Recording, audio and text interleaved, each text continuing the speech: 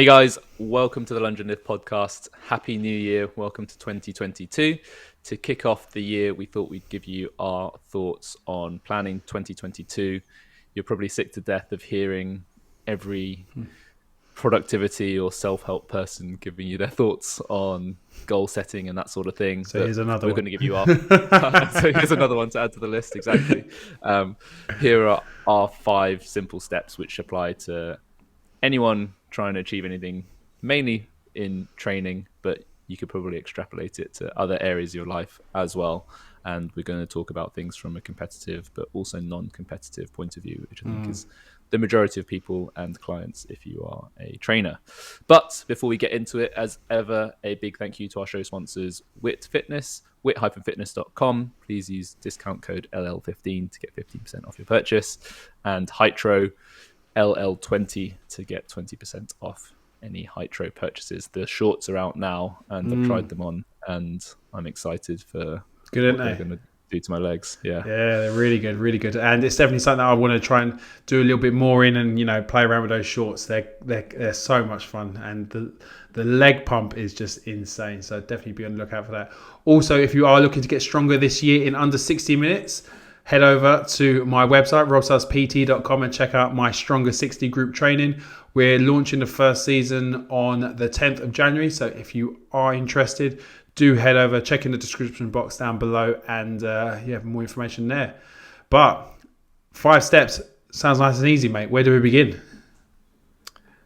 I think we begin at the end, ironically. Begin with the end in mind is a phrase that I really like when you're planning or strategizing anything.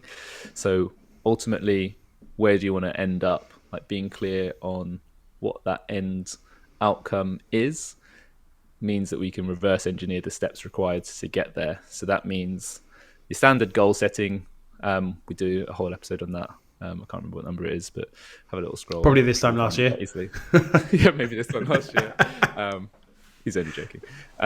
And establish your priorities. I think the common pitfall you see from most people in the training space is wanting everything all at once. And an exercise I go through with my new clients is establishing their priorities, and they're only allowed a maximum of 3, and sometimes 3 is too many for the fact that they conflict with each other.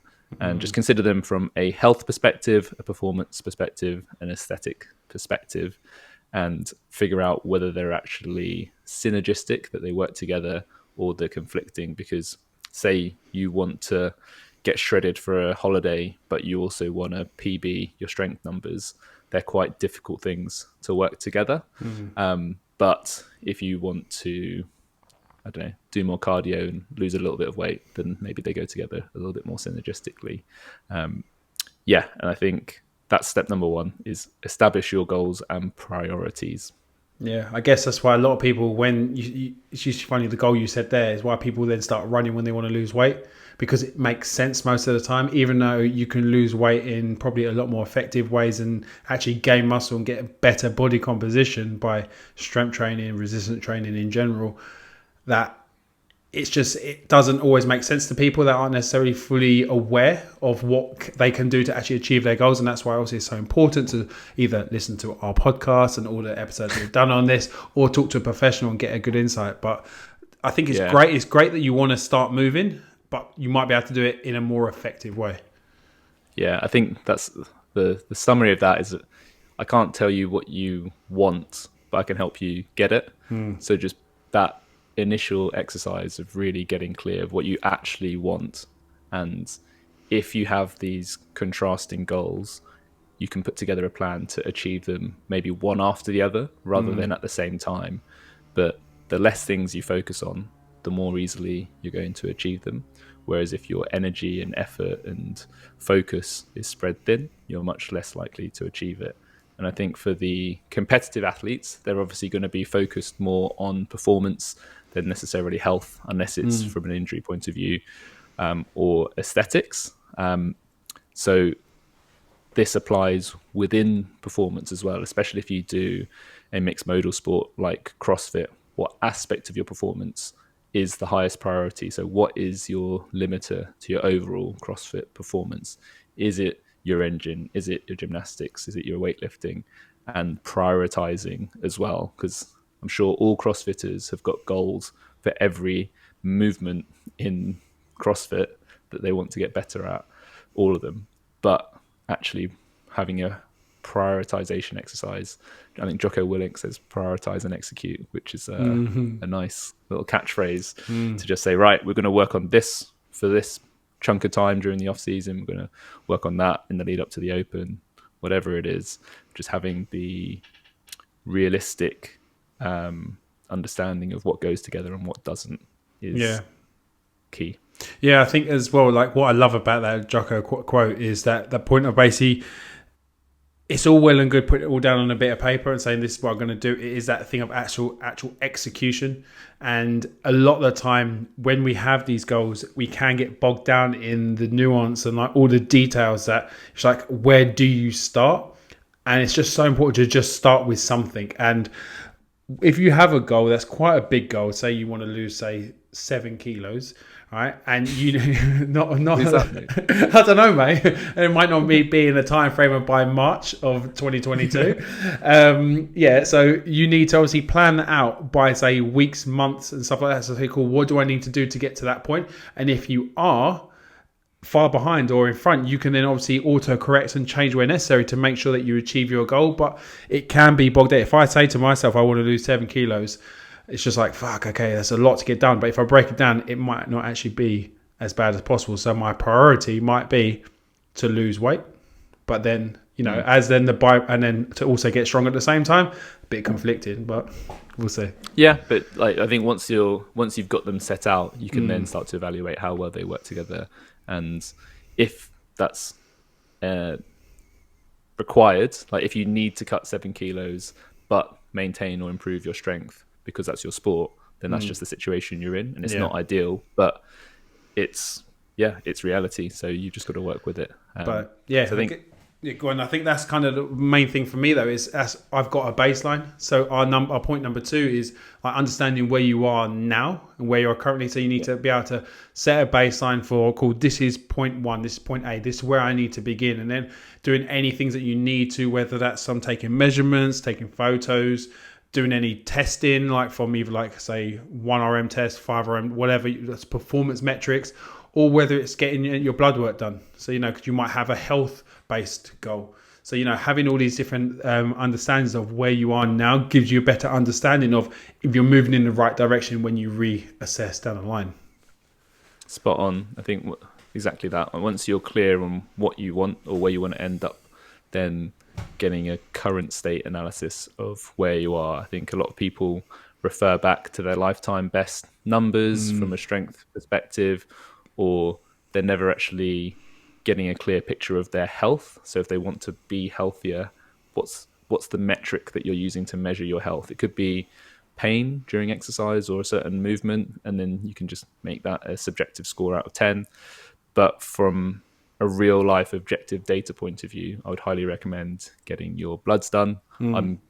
I've always intended to do it every 6 months, but realistically, I'm going to probably do it every year just to get clear objective data on where my health is at. And then you can make informed decisions as to how you improve it from where you actually are, not where you think you are. And objectivity is the key point for this one. So if you've got a body composition goal, like Rob said, the photos in consistent lighting are key, because that is how you measure your aesthetics, how you look, and it needs to be repeatable to be a bit more scientific. Yeah, and I think I really love the thing that you said there about the blood testing and stuff, because I've actually done my bloods loads. Like I'm fascinated by like that stuff and about what goes on in my body when I do certain things and like the impacts. And so I just like to give a warning about is just make sure you have someone that you can kind of talk to about them, because the company that I use is one that PH Nutrition used to recommend. I'm sure they still do, but I know they're kind of potentially working with a new company now. But it's a company called Thriver, and you know they give really good summaries of your blood work at the end and kind of give you some actionable points, which is great. But sometimes, as I say, from a performance side of things, what they say might not always match up, because they're kind of talking it as quite a generalized health perspective. But if you kind of have some metrics that you're measuring, like for instance, I like to look at my testosterone, my free testosterone, look at how that measures up and the trends That's what I look at, because I've now done it multiple times. I've got a bit of a trend, and I also can associate when certain things and what things have had impact on. Also, just a really interesting one is, I remember one of my tests that I'd done once a little while back, and I sent it off, and I was like, yeah, you're like, I had like loads of really high level vitamins type things, but basically it was from cereal.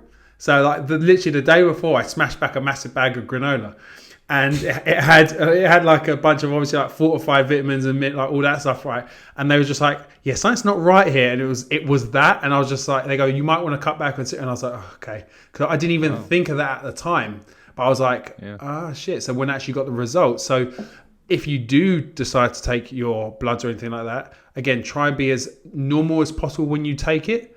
Because if you've done something extreme the day before, it's not going to be a true reflection of who you are and where you are at the time. That's good advice. Yeah, I'll be sure not to have a bag of granola. Yeah, learn from my mistakes. Great. Number 3 is form the plan. Figure out what's going to get you from A to B. So you've got where you want to end up. You've got where you are today.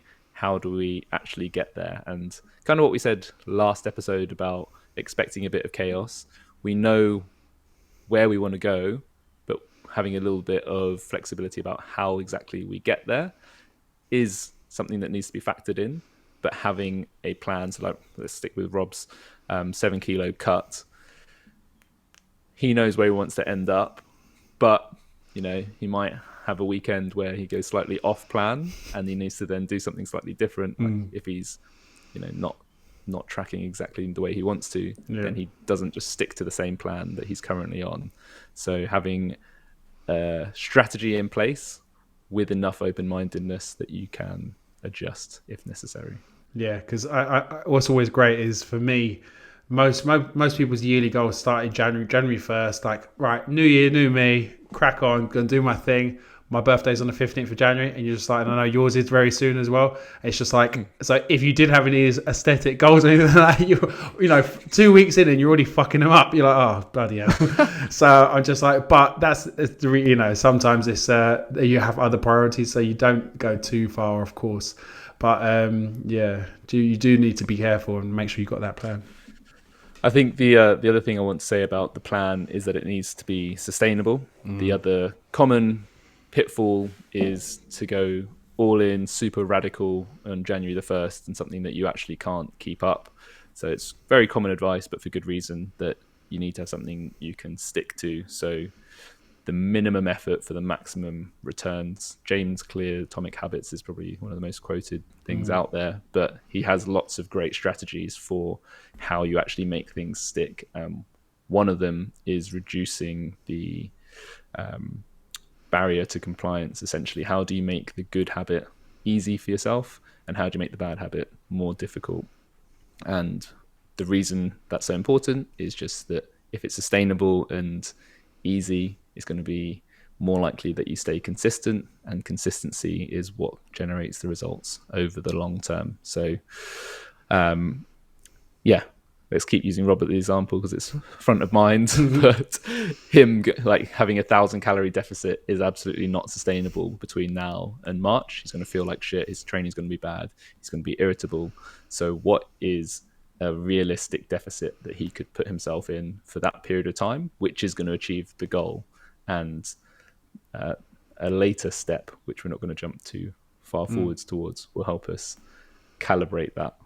Yeah, and it's funny because it's so easy when it comes to the new year to say, right, because it is the classic saying, the new year, new me, I'm going to try this new thing because it's going to be the thing that I've been missing this whole time, and I've waited till January the 1st to start it. And you see it all online, like from vegan January to animal-based January to like, there's so many January things, like you might see like no booze October type thing. It's like, they're great to maybe get things rolling. So sometimes you've got to give yourself those constraints of saying, right, I'm not going to have X, Y, or Z for this month to kind of get the balls rolling.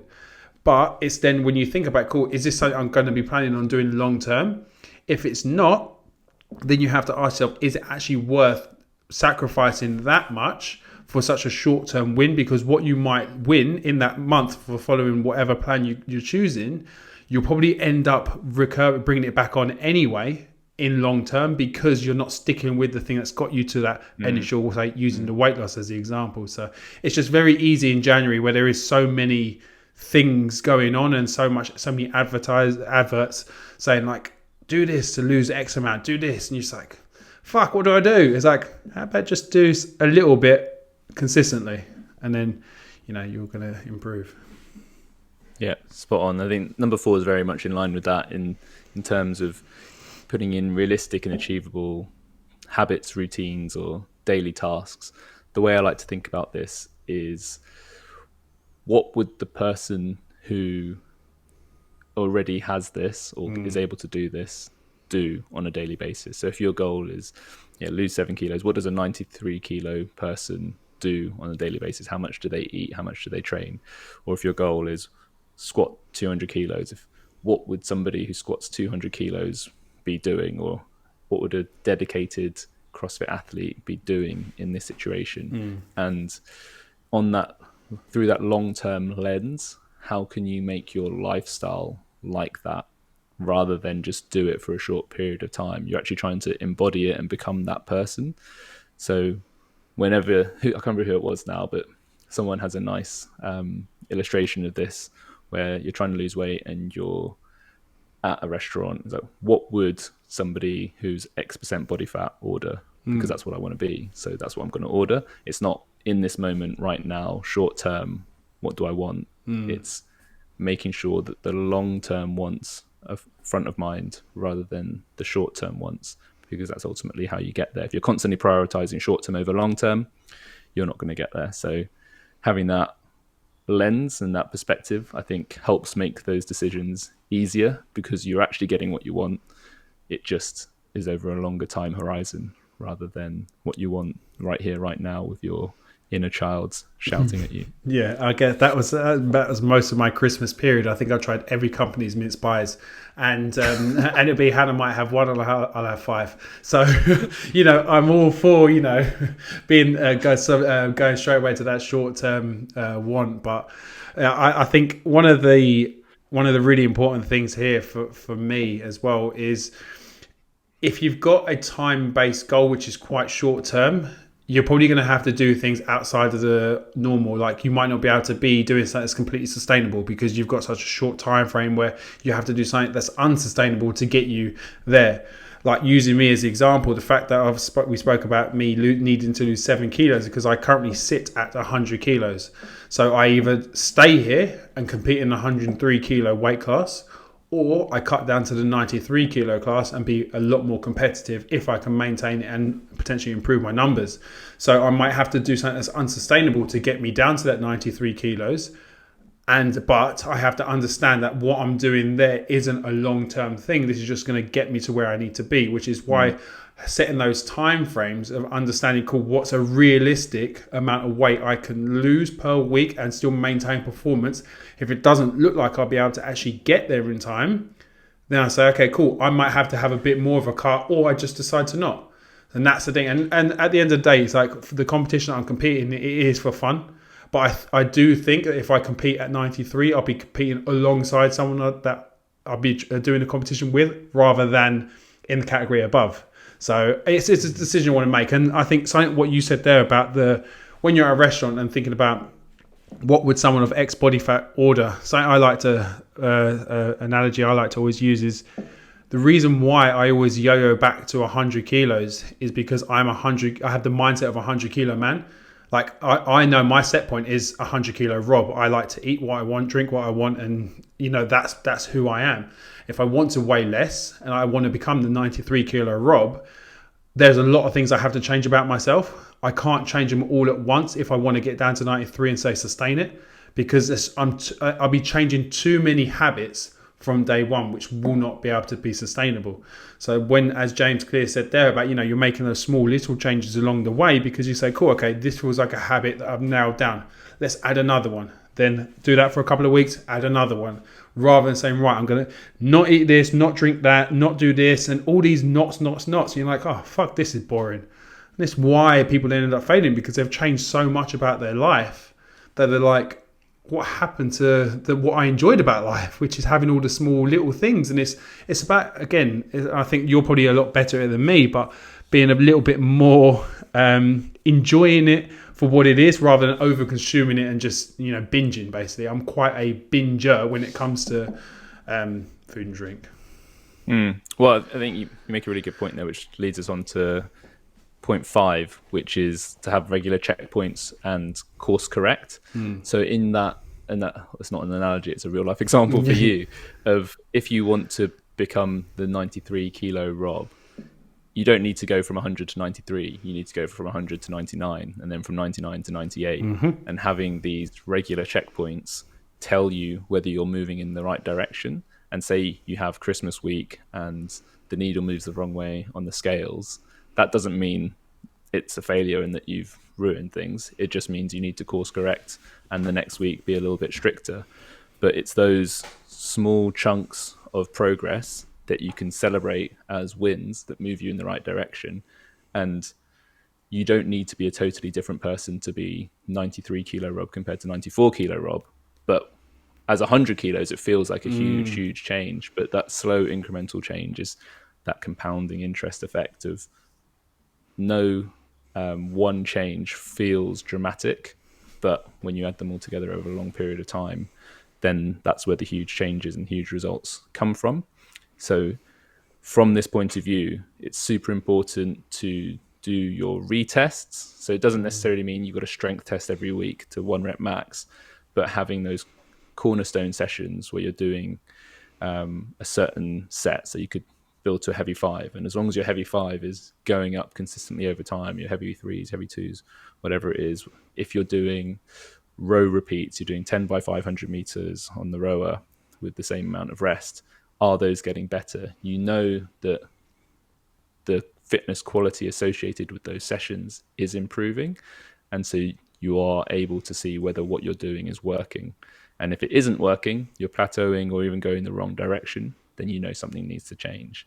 Obviously, we're not saying chuck the baby out with the bathwater because you've had one bad week. Maybe you got sick or had a bad night of sleep, whatever it might be. But if consistently 2 or 3 weeks in a row, you're not making any progress, then that's just a signal for you to change what you're doing. It might mean training less because you're not recovering, but something needs to change because the inputs are not moving you towards the outputs. And I think that is the biggest and most important of these 5 steps is, are you getting what you want out of what you're currently doing? And if you're not getting what you want, then you need to do something about it.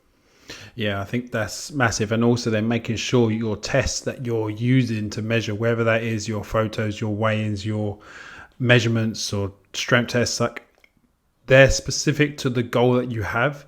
Because it's like, for instance, if your goal is to lose weight, doing a 5 rep max test on something just like probably isn't necessarily the best metric. Yes, it is a metric, but it's not the most relatable one. You're going to want to focus purely on, say, the weigh-in and probably your photos and maybe some measurements. But you want to make sure that there are multiple ways to test yourself. Make sure you're doing the right one. And it can be so easy because there is so much. You're like, fuck, I must do this. I got to do this. I got to do it all. And it's like, actually, you don't. Get yourself a set of Renfo scales, something like that. A nice, simple scale. So if your goal is to lose weight, head over to lungeandlift.com/we-recommend and check out our Amazon affiliate. They are. And, I remember from one of the first WIT 30s, like we used them at WIT and I bought them since then. And they're great scales. I'm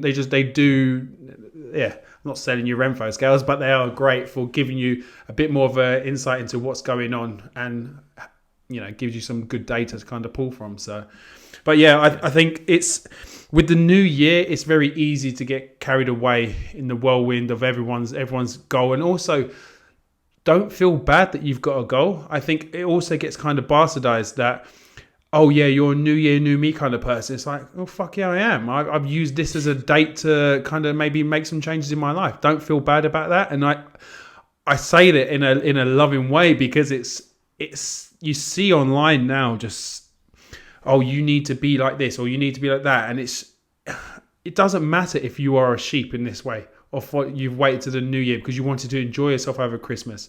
That's coming from me. I'm waiting to the new year, or I've waited to the new year to kind of start working towards this 7 kilo fat loss journey. But that's because I want to enjoy the Christmas period. So I'm a sheep. Fair enough, mate. Yeah. You do you. Yeah, exactly. That's it. Do you? So.